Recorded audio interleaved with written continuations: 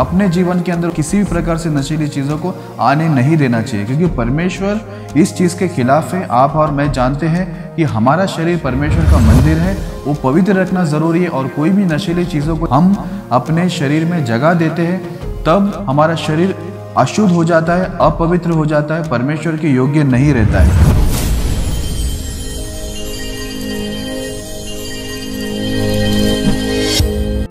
जय मसीह की। आज का हमारा विषय है, क्या मदिरा पीना पाप है? Is it sinful to consume wine? आइए हम लोग इस विषय के लिए प्रार्थना करते हैं ताकि पवित्र आत्मा हमारी मदद करे।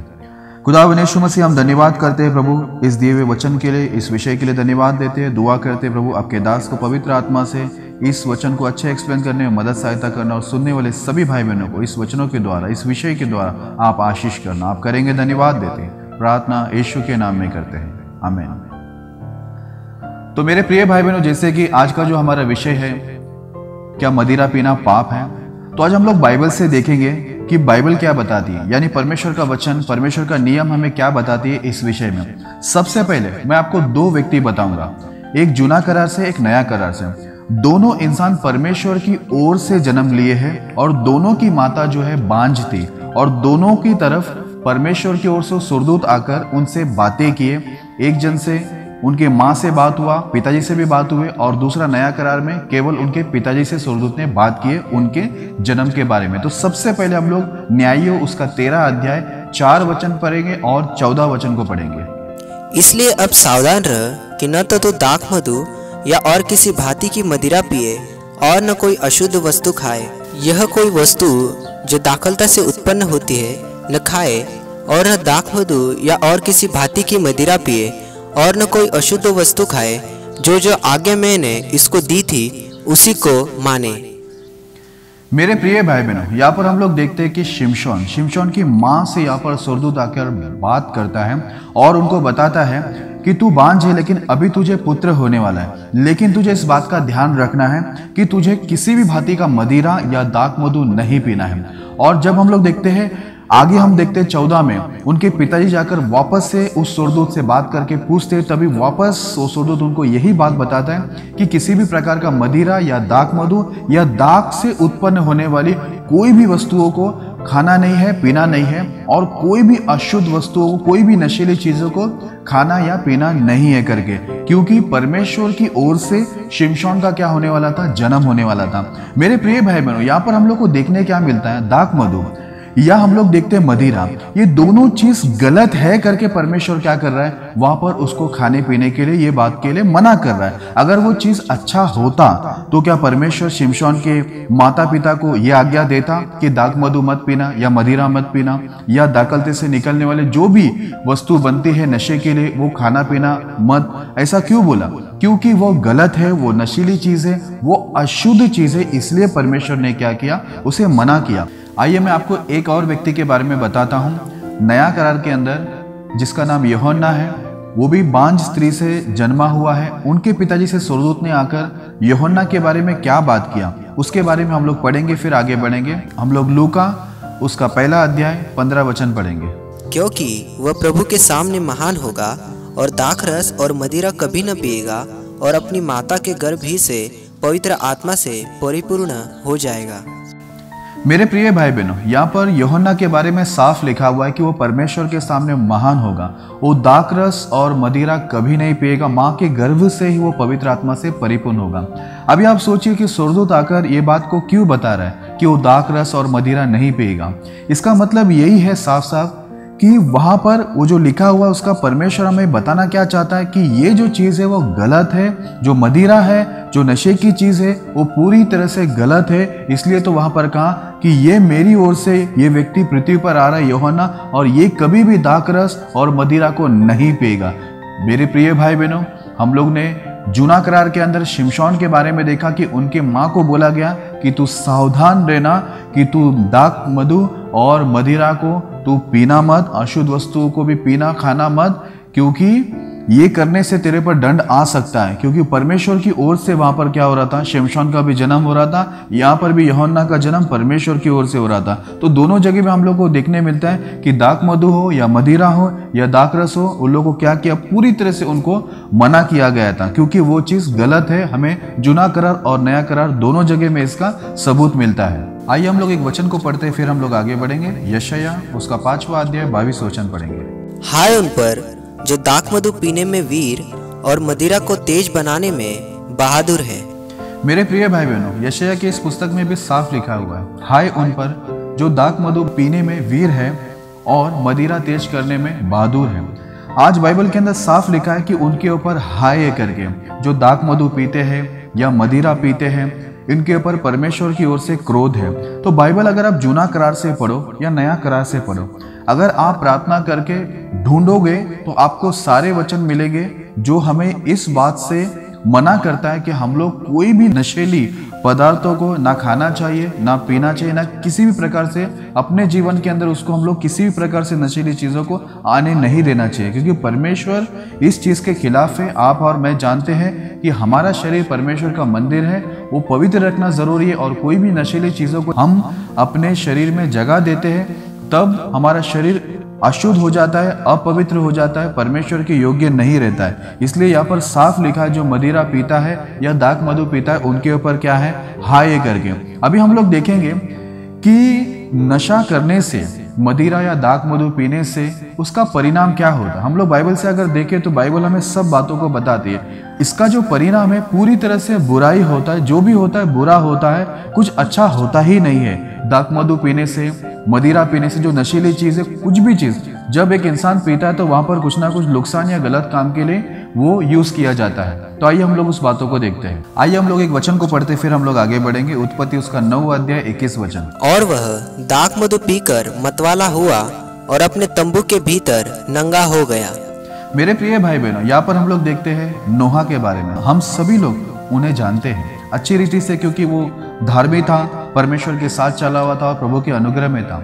एक दिन ऐसा हुआ कि उसने दाख मधु पी लिया और वो क्या हो गया, मतवाला हो गया, और अपने तंबू में, अपने घर के अंदर वो क्या हुआ, वो नंगा हो गया। अचानक से उसका एक बेटा आ जाता है और उसे देख लेता है, और ये बात जब उसको दूसरे दिन नशा उतरने के बाद उसको पता चलता है, तो वो उस बेटे को, जिसने उसे नंगा कंडीशन में देखा था, उसे वो शाप दे देता है। मेरे प्रिय भाई बहनों, यहाँ पर हम लोग क्या देखते हैं, गलती किसका है? नोहा का ही गलती है कि उसने दाख मधु को पिया और नशे में वो इतना खो गया था कि उसे पता ही नहीं चला कि वो नंगा कब हो गया। और उसको जब मालूम पड़ा कि उसके बेटे ने उसको नंगे स्थिति के अंदर देखा है, तो उसने क्या किया, गुस्से में आकर उसने अपने ही बेटे को क्या किया, शाप दे दिया।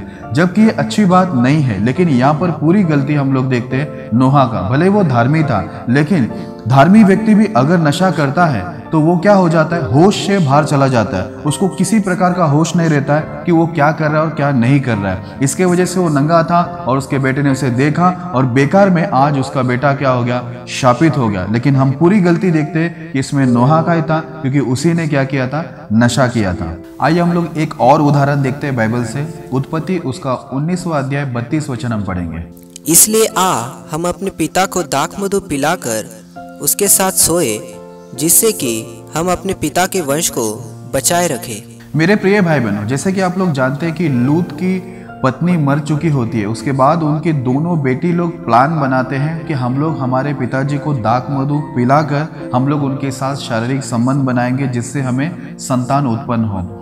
हम देखते हैं कि दोनों ने वैसा ही किया, लेकिन लूत को इस बात का पता ही नहीं चला, क्योंकि वो दाख मधु पीकर वो भी क्या हो गया, मतवाला हो गया, उस होश में नहीं था। इसके वजह से उसको पता ही नहीं चला कि उसकी दोनों बेटियों ने उनके साथ शारीरिक संबंध बनाया, और उन्होंने यानी लूत ने अपने दोनों बेटियों के साथ क्या किया, उसको हम बोल सकते हैं व्यभिचारी है, क्योंकि एक बेटी और पिताजी इनके बीच में अगर गलत संबंध होते तो उसको व्यभिचारी कहा जाएगा, उसको तो हम लोग दूसरा कोई पवित्र नाम दे नहीं सकते। तो वहां पर भी हम लोग क्या देखते हैं कि दाख मधु पीने के वजह से वो इतना खो गया था, इतना मतवाला हो गया था कि उसे पता भी नहीं चला कि उनकी बेटियों ने उनके साथ क्या किया। यानी एक गलत काम हुआ, बुरा काम हुआ, वहां पर व्यभिचार हुआ। तो मेरे प्रिय भाई बहनों, हम लोग देखते हैं कि नशे का जो परिणाम है वो यही है कि वो गलत काम ही होगा और गलत ही होगा।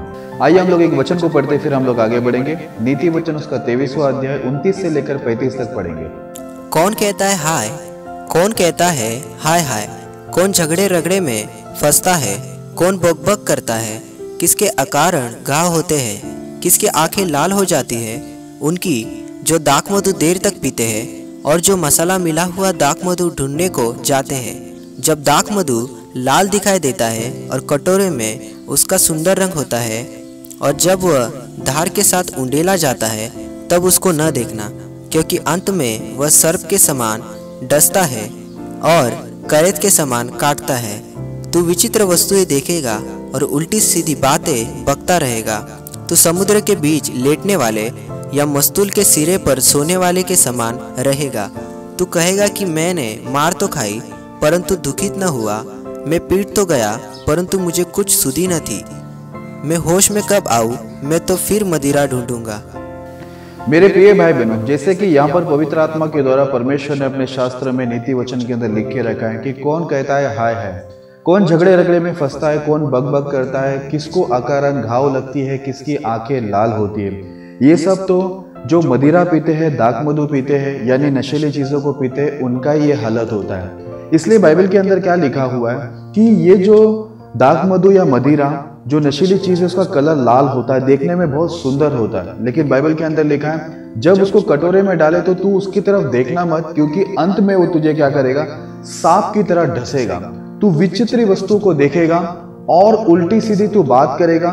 तू कहीं भी लेटने वाला, समुद्र के पास लेटने वाला, यानी एक नशे में पड़े हुए व्यक्ति को पता नहीं होता है कि वो कहाँ पर लेटा हुआ है, वो कहीं पर भी जाकर लेटता है और वो मार भी खाएगा कई लोगों के हाथ से, लेकिन उसको कोई सूदी नहीं रहेगी। जैसे कि हम लोग भी संसार के अंदर ऐसे कई लोगों को देखते हैं जो नशे में चूर रहते हैं और वो लोग मार खाते, बक करते हैं, झगड़े करते हैं और बहुत लोग उनको मारते, बहुत घाव उनको लगता है, वो कहीं भी सो जाते हैं। ऐसे हमें संसार में भी देखने मिलते हैं, क्योंकि नशे करने वाले की यही हालत है। अगर आप संसार में जाकर किसी भी एक अन्य जाति साधारण इंसान को भी अगर आप पूछ ले नशा करना सही है या गलत है, तो वो लोग भी यही कहेंगे कि वो गलत है करके। डॉक्टर भी अगर आप उनको भी पूछते तो डॉक्टर भी यही बोलेंगे कि नशा करना गलत है, यानी मदिरा पीना, दाख मधु या उसको शराब बोलते हैं उसको पीना गलत है करके बोलेंगे।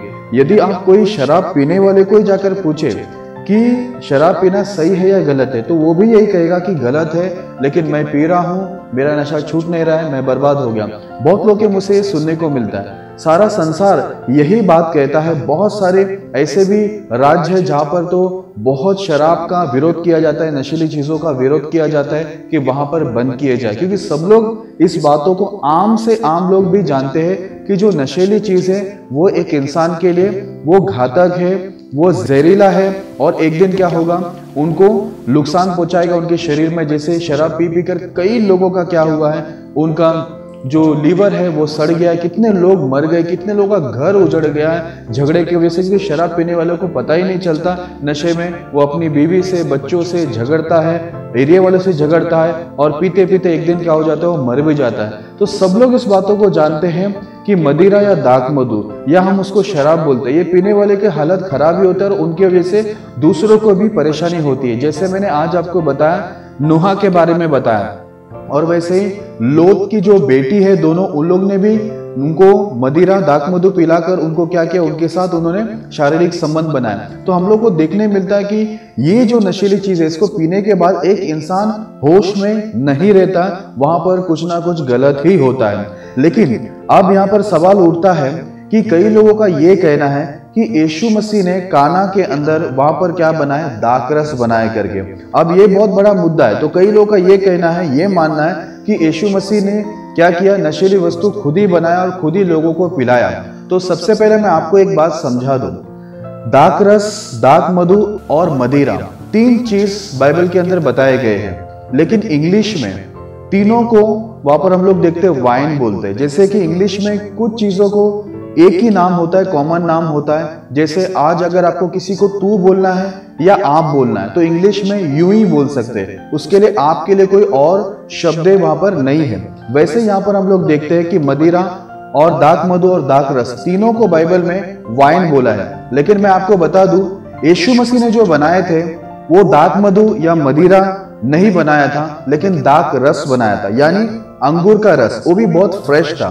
लेकिन मैं आपको बता दूं, दाक मधु या मदिरा जिससे नशा चढ़ता है, वो जो चीज है उसको उस समय अंगूर के रस को या अंगूर को सड़ा कर कई लंबे समय तक रखने के बाद उसको यूज किया जाता था और उसमें कुछ नशीली चीज को भी मिलाया जाता था। जैसे यहाँ पर हम लोग ने अभी नीति वचन में पढ़ा कि वहां पर बोलता है कौन हाय हाय कहता है और किसको अकारण घाव लगते हैं, कौन बकबक करता है, किसकी आंखें लाल होते, बोलता है देर तक वो क्या करता है, जो दाक मधु पीता है और मसाले वाले दाक मधु को ढूंढता है। यानी हम लोग को वहां पर क्या देखने मिलता है, मसाला वाला दाक मधु। इसका मतलब वहां पर नशा करने के लिए कोई वहां पर मसाला मिलाया गया है, जिसके द्वारा वो क्या होता है, बहुत नशीला हो जाता है। इसके वजह से एक इंसान क्या हो जाता है, वो होश में नहीं रहता है। लेकिन हम लोग देखते हैं कि यीशु मसीह ने जो वहां पर चमत्कार किया था, पानी भरकर उसको परमेश्वर ने दाक रस यानी अंगूर का रस बनाया था। वहां पर ऐसा नहीं लिखा गया कि कोई उसे पीकर वहां पर वो लोग झगड़े करने लगे या वो लोग अपने होश खो दिए या कोई प्रॉब्लम्स वहां पर हुए, ऐसा नहीं बोला। वो लोग ने बोला कि ये तो बहुत अच्छा है करके बोला है। आज भी हम लोग जाकर दुकानों में, शॉप में जाकर हम अंगूर का रस पीते या घर में बना के पीते हैं। अंगूर का रस बना के पीने में कोई भी हानि एक इंसान के शरीर को नहीं है, लेकिन अगर उसको लंबे तक सड़ा के रखते हैं, उसके बाद उसको पीते हैं, जब वो नशे के काबिल बनता है तब उसको हम लोग पीते। जैसे बहुत लोग उस समय करते थे, उसको लंबे समय तक रखते थे, जूस निकाल के या अंगूर को सड़ाकर वो लोग लंबे समय रखने के बाद उसको वो लोग पीते थे, नशा के जैसा उनको बनाकर, तब जाकर उनको क्या होता था, नशा होता था। ऐसे ही कोई अंगूर का रस बनाकर पीगा तो उसे नशा नहीं होगा। और हम लोग यही चीज देखते हैं कि यीशु मसीह ने जो बनाया था वो फ्रेश बनाया था और तुरंत ही बनाया, तुरंत ही लोगों को बांट दिया गया। वो भी वो पानी से बनाया था, वो दाक मधु नहीं था, वो मदिरा नहीं था, पर वो दाक रस था। वो सादा सिंपल अंगूर का रस था, वो कोई नशे के लिए था ही नहीं। लेकिन बहुत सारे लोग इस बातों को लेकर ये बोलते हैं कि यीशु मसीह ने खुद ने ही क्या किया, शराब बनाया। इसलिए आज लोग क्या करते, बहुत लोग यीशु मसीह के नाम से ही शराब पीते। लेकिन मैं आपको एक और जरूरी बात बताना चाहता हूं, उस समय तो अंगूर के रस से वो लोग क्या करते थे, दाक मधु मदिरा यानी नशीली शराब को बनाते थे। लेकिन आज के डेट में अंगूर के रस से कोई नशीली शराब को नहीं बनाया जाता है। अगर आप सर्च करें, बियर के बारे में सर्च करें या कोई भी शराब के बारे में सर्च करें, तो अंगूर का रस वहां पर यूज नहीं हो रहा है। लेकिन अन्य बहुत सारे चीज और बहुत सारे केमिकल वो लोग यूज करते हैं, जिसके वजह से हम लोग सुनते हैं और हमको देखने भी मिलता है कि कितने सारे इंसान का लीवर खराब हो गया, कितने लोग बीमार होकर मर भी गए, जो आजकल के जो नशीली शराब बनते हैं वो तो अंगूर का रस है ही नहीं। तो हम लोग ये जो अंगूर का रस और आज के डेट की जो शराब है या बियर है, उसको हम लोग साथ में जोड़ ही नहीं सकते, क्योंकि उस समय का जो दाक रस से बनाया जाता था उससे सिर्फ नशा ही होता था, लेकिन जाकर एक इंसान का शरीर के जो पार्ट से वो खराब नहीं होते थे। लेकिन आज के जितने भी शराब है जो कंपनियां बना रहे, आप जाके सर्च कीजिए, ढूंढिए कि कैसे वो बनते हैं, तो आप देखेंगे कि कितने हानिकारक पदार्थों से उसको बनाया जाता है। और वो लोग खुद ही वार्निंग करते हैं कि इसे पीने से ये होगा वो होगा, तो भी इंसान क्या करता है, उसे पीता है और बीमार हो जाता है, झगड़े करता है, बहुत कुछ करता है, बीमार होकर लास्ट में क्या हो जाता है, वो मर जाता है। तो मेरे प्रिय भाई बहनों, बाइबल को पहला हमें अच्छे से समझना बहुत जरूरी है कि यीशु मसीह ने क्या बनाया था। क्या आज हम लोग अंगूर का रस नहीं पीते, फ्रेश पीते हैं, लेकिन नशे के लिए नहीं पीते, पर सेहत के अच्छे के लिए हम लोग पीते हैं उसको। लेकिन अगर आप उसको नशे के लिए बहुत लंबे समय तक उसको सड़ा के रखते हैं, या फिर उसमें बाइबल के अंदर अभी हमने पढ़ा नीति वचन में कि मसाला वाला दाक मधु, अगर हम ऐसी कोई चीज उसमें मिलाते हैं जिससे नशा होता है, तो वो चीज क्या करता है, हमारे शरीर को हानिकारक करता है, हमें हानि करता है, हमें नुकसान देता है और हम लोग क्या हो जाते हैं, बीमार होकर मर जाते हैं। जैसे यहाँ पर लिखा भी है कि ये नीति वचन साफ बता रहा है कि ये मसाले वाला दाक मधु पीकर क्या हो रहा है, मार खाने पर भी उसको नहीं मालूम पड़ रहा है, और कहाँ जाके सो रहा है उसको पता नहीं हो रहा है। वो विचित्र वस्तुओं को देख रहा है, वो उल्टी सीधी बात कर रहा है, सीधी बात नहीं कर रहा है, और उसका आंख लाल हो रहा है, वो झगड़े में फंस रहा है, बहुत कुछ प्रॉब्लम वहां पर देख रहे हैं। तो बाइबल तो पूरी तरह से दाक मधु और मदिरा के विरुद्ध में है, नशीले पदार्थों के विरुद्ध में है, शराब के विरुद्ध में। बाइबल नया करा हो या जुना करा, दोनों चीज हमको उसके विरुद्ध में बताते हैं। रही बात यीशु मसीह ने जो दाखरस बनाए थे, उसके बारे में मैं फिर से आपको हाईलाइट करता हूं कि वो सीधा सिंपल अंगूर का रस था, वो भी वो पानी से बनाया था, उससे कोई नशा वहां पर नहीं हुआ था, वो अंगूर का एकदम प्योर रस था। मैं आपको बताना चाहता हूं, आज भी आप अंगूर का रस को अगर पीते तो आपको कुछ नहीं होगा, हम अंगूर खाते तो भी कुछ नहीं होगा, लेकिन अगर आप उसको लंबे समय तक उसको जूस निकालकर अंगूर का सड़ाने के लिए रखते फिर उसको पीते हैं तो उससे आपको नशा जरूर चढ़ेगा। तो मेरे प्रिय भाई बहनों, मैं आपसे विनती करता हूं, जो लोग भी ऐसा कहते हैं कि यीशु मसीह ने शराब बनाया, दाख मधु बनाया या मदिरा बनाया, तो नहीं, उन्होंने दाख मधु भी नहीं बनाया, मदिरा भी नहीं बनाया, लेकिन केवल उन्होंने दाख रस यानी अंगूर का प्योर रस वहां पर बांटा गया। इसलिए लोगों ने कहा कि बहुत अच्छा उसका टेस्ट है, उनको अच्छा लगा वहां पर। और दूसरी बात, कुछ लोग पौलुस को लेकर बोलते, जो थिमोथी को पौलुस ने कहा था, वो भी मैं आपको बताना चाहूंगा। पहले हम लोग उस वचन को पढ़ेंगे, फिर हम आगे बढ़ेंगे। पहला थिमोथियुस उसका 5 अध्याय 23 वचन को हम पढ़ेंगे। भविष्य में केवल जल ही का पीने वाला न रह, पर अपने पेट के और अपने बार बार बीमार होने के कारण थोड़ा थोड़ा दाखरस भी काम में लाया कर।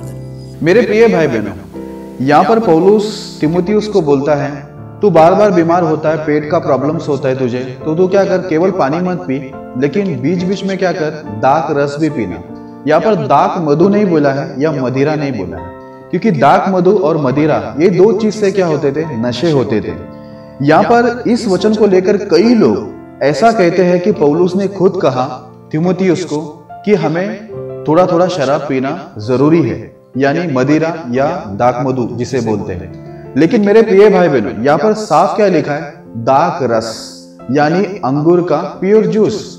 आज मैं आपको उदाहरण के तौर पर बोलना चाहता हूं कि देखिए, इस दुनिया में ऐसे कई जूस है जिसके वजह से क्या होता है, शरीर को बहुत अच्छा होता है, यानी शरीर के लिए बहुत अच्छा रहता है, सेहत के लिए अच्छा रहता है। डॉक्टर भी कई बार हम लोग को ऐसे एडवाइस देते हैं कि तुम नारियल पानी पियो, ये जूस पियो, वो जूस पियो करके बोलते हैं। और बहुत सारे जो ज्ञानी लोग हैं जिनको ज्यादा मालूम आते, वो लोग भी कई जूस के बारे में हमें बताते हैं कि ये जूस को पियो।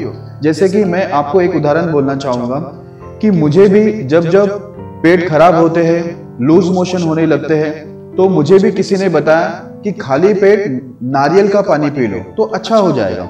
और जब जब मुझे ऐसा पेट में प्रॉब्लम होता है, यानी लूज मोशन होता है, तो मैं क्या करता हूँ, सुबह सुबह खाली पेट जाकर नारियल पानी पी लेता हूँ और उससे मुझे असर भी पड़ता है। और क्या होता है, मेरा लूज मोशन बंद हो जाता है। यानी हम लोग क्या देखते हैं वहां पर कि परमेश्वर ने ऐसी कई चीजों को बनाया, कई जूस ऐसे हैं जिसको पीने से क्या होता है, हमारी सेहत अच्छी होती है। इसलिए यहाँ पर पौलुस ने क्या बोला, वहां पर उसको नशा करने के लिए दाख मधु या मदिरा पीने को नहीं बोला, नशे में जाने के लिए नहीं बोला, लेकिन यहाँ पर लिखा है अंगूर का रस यानी दाख रस लेने को लिखा है।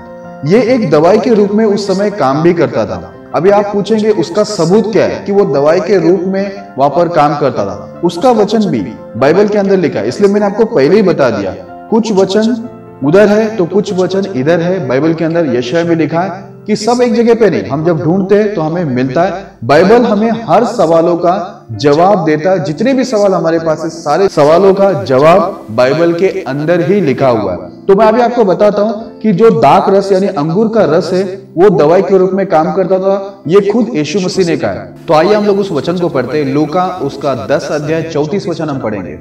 उसने उसके पास आकर उसके घाव पर तेल और दाखरस डालकर पट्टियां बांधी और अपनी सवारी पर चढ़ाकर सराय में ले गया और उसकी सेवा टहल की। मेरे प्रिय भाई बहनों, यहाँ पर हम लोग देखते हैं कि यीशु मसीह एक यहाँ पर कहानी बता रहे हैं और वहां पर साफ यीशु मसीह ने बताया कि एक इंसान पर डाकू हमला करके उसे बहुत सारे घाव उनके शरीर पर दिया, लेकिन वहां पर उसको वो घाव को कैसे पट्टी बांधा, कौन सी दवाई वहां पर लगाए, साफ लिखा है कि तेल लगाया और दाखरस लगाया। इसका मतलब हमें वहां पर साफ समझ में आता है कि दाखरस जो है उस समय दवाई के रूप में भी वहां पर काम करती थी। इसके वजह से वहां पर पौलुस ने वहां पर थिमोथियुस को कहा, साफ कहा कि तू बार बार बीमार हो रहा है, पेट में तेरी समस्या आ रहा है, इसलिए तू क्या कर, केवल पानी मत पी, बीच बीच में क्या कर, दाख रस लेना। दाख मधु नहीं, मदिरा भी नहीं, क्योंकि दाख मधु और दाख मदिरा वो एक इंसान को नशे में जाने के लिए वो काम आता था।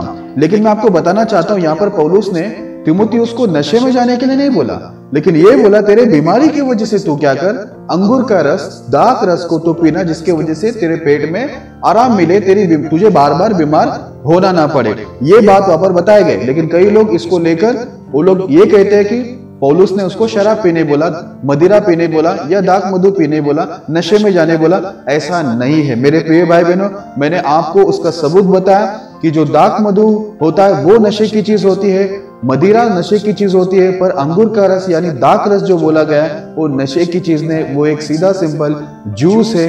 वहां पर लिखा है वो दवाई में भी काम आ रहा था, जो यीशु मसीह ने वहां पर बताया कि उस घाव में क्या लगाया, तेल और दाक रस लगाकर उसको पट्टी बांधा, क्योंकि वो उस समय दवाई के रूप में भी वहां पर काम करता था। लेकिन हम लोग देखते हैं यूहन्ना के बारे में स्वर्गदूत ने यह बताया था कि वो दाक रस भी नहीं पिएगा, और शिमशोन की मां को भी स्वर्गदूत से यह आदेश मिला था कि दाखलता से बनने वाला कोई भी वस्तु ना खाना ना पीना, क्योंकि उस समय अंगूर के रस से ही और अंगूर से ही नशे की चीजों को बनाया जाता था। इसलिए परमेश्वर नहीं चाहता था कि यूहन्ना या शिमशोन की मां उसे खाए या पिए। इसलिए वो लोग दोनों दाक रस तक भी वो लोग नहीं पीते थे, क्योंकि वहीं से नशे की चीज उसी से दाक रस से ही सड़ाकर उसको बनाया जाता था। तो इस वजह से ही यूहन्ना भी उसे कभी पिया नहीं। और हम लोग देखते हैं कि शिमशोन की मां है, उनको भी पीने के लिए मना किया गया था। लेकिन दाक रस पीने में कोई गलत काम नहीं, क्योंकि हम प्रभु भोज में भी दाक रस पीते, जैसे यीशु मसीह ने अपने शिष्यों को अंगूर का रस दिया और कहा ये मेरे लहू में नई वाचा है, जो आज हम प्रभु भोज की रीति में उसे लेते हैं। तो उसमें कुछ भी गलत नहीं है। आगे मैं आपको बताना चाहता हूँ, कई लोग ऐसे हैं खुद तो नशा नहीं करते हैं पर दूसरों को नशे की चीज देते हैं। उनके घर में अगर कुछ फंक्शन पार्टी है तो वो दूसरों को शराब पिलाते हैं। और कुछ ऐसे हैं जिनका बिजनेस ही शराब का है, और कुछ लोग का ऐसा है उनका कैटरस है, इसके लिए उनको शराब रखना ही पड़ता है। तो उनके लिए परमेश्वर का वचन क्या कहता है, तो उस वचन को हम पढ़ते हैं। हबाकुक उसका 2 अध्याय 15 वचन को हम पढ़ेंगे। हाय उस पर जो अपने पड़ोसी को मदिरा पिलाता और उसमें विष मिलाकर उसको मतवाला कर देता है कि उसको नंगा देखे। मेरे प्रिय भाई बहनों, यहाँ पर साफ लिखा है कि हाय उस पर जो अपने पड़ोसी को मदिरा पिलाता है और विष मिलाकर उसको क्या करता है, उसमें उसको मतवाला कर देता है ताकि उसे नंगा देखे। हाय उस पर जो अपने पड़ोसी को मदिरा पिलाता है। तो सोच लीजिए आप मेरे प्रिय भाई बहनों, जो लोग खुद पीते नहीं पर अपने फंक्शन पार्टी के अंदर दूसरों को पिलाते हैं, या अगर आपका बिजनेस ये है कि दूसरों को शराब पिलाना है, तो मैं आपको बता दूं परमेश्वर की ओर से आपके ऊपर भी शाप है, क्योंकि हम पी भी नहीं सकते शराब को, नशीले पदार्थों को यूज नहीं कर सकते हैं और किसी को दे भी नहीं सकते, क्योंकि बाइबल इस चीज को साफ मना करता है। मैं आज आपको नया करार और जूना करार दोनों जगह से मैंने आपको बता दिया है कि जो शराब है, नशीली चीज जिसको मदिरा बोलते हैं या दाक मधु बोलते हैं, ये दोनों चीज क्या है, परमेश्वर के नियम के विरुद्ध है। जैसे अगर आप नया करार में जाकर देखो तो वहां पर भी जो अध्यक्ष सेवक लोग हैं और बाकी सभी लोगों को ये बोला गया है कि पियक्कड़ नहीं होना चाहिए और पियक्कड़ लोग स्वर्ग के राज में नहीं प्रवेश होंगे, ऐसे बाइबल में नया करार में लिखा हुआ है। इस वक्त आपको स्क्रीन पे दिख रहा है, सारे वचन को आप लोग स्क्रीनशॉट मारकर ले लीजिए या लिख कर ले लीजिए। ये सारे वचन को जब आप देखोगे, इसे पढ़ोगे तो आपको समझ जाएगा कि इतने सारे वचन इसमें लिखे हैं जिसमें सब कुछ साफ लिखा है कि पियक्कड़ लोग स्वर्ग के राज में प्रवेश नहीं होंगे, ना वो प्रभु के राज्य में अध्यक्ष हो सकते, ना सेवक का काम कर सकते जो पियक्कड़ है। इसका मतलब यह है कि जूना करार और नया करार दोनों जगह से परमेश्वर को यही बताता है कि दाक मधु और मदिरा जो नशे की चीज है वो हमें पीना बिल्कुल ही मना है, गलत है। अगर हम उसको पीते हैं तो हम परमेश्वर का नियमों का उल्लंघन करते हैं। पर आप अगर फ्रेश दाकरस यानी अंगूर का जूस फ्रेश पीते हैं तो उसमें कोई भी गलत काम नहीं है, क्योंकि वो सेहत के लिए अच्छा है। जैसे बाइबल के अंदर अभी मैं बताया कि पौलुस ने भी तीमुथियुस को बोला दवाई के रूप में अपने पेट के खराब होने की वजह से, बीमार होने की वजह से उसको तो कभी कभी काम में ला करके वहां पर लिखा है। जैसे यीशु मसीह ने भी कहा कि पट्टी बांधा, उस घाव में दाकरस और तेल लगा के पट्टी बांधा, वो दवाई के रूप में। तो आज आप कोई भी जूस पी सकते हैं, लेकिन अगर आप उसको सड़ा के नशे के लिए पी रहे हैं या कोई नशीली चीजों को लेकर आप ये बोलेंगे कि यीशु मसीह ने दारू बनाया था या शराब बनाया तो वैसा बिल्कुल नहीं है। यीशु मसीह ने दाकरस बनाया था और पौलुस ने भी दाकरस यानी अंगूर का जूस वहां पर पीने के लिए बोला गया है। ये आजकल के जो शराब है वो पीने के लिए हमें नहीं दिया गया है, ना आज्ञा इसकी है। तो इसलिए मेरे प्रिय भाई बहनों, आप लोग सावधान रहे, परमेश्वर के वचन को अच्छी रीति से समझ के लें। ताकि आप लोग परमेश्वर के नियमों को उल्लंघन करके प्रभु की ओर से दंडित ना हो। मैं विश्वास करता हूं कि इस वचनों के द्वारा आपके जीवन के अंदर परमेश्वर बड़े कार्य करेंगे और सब बातों में आपको बुद्धि ज्ञान देकर आपको सब बुरी बातों से दूर रखेंगे। परमेश्वर इस संदेश के द्वारा आपको बहुत आशीष करे।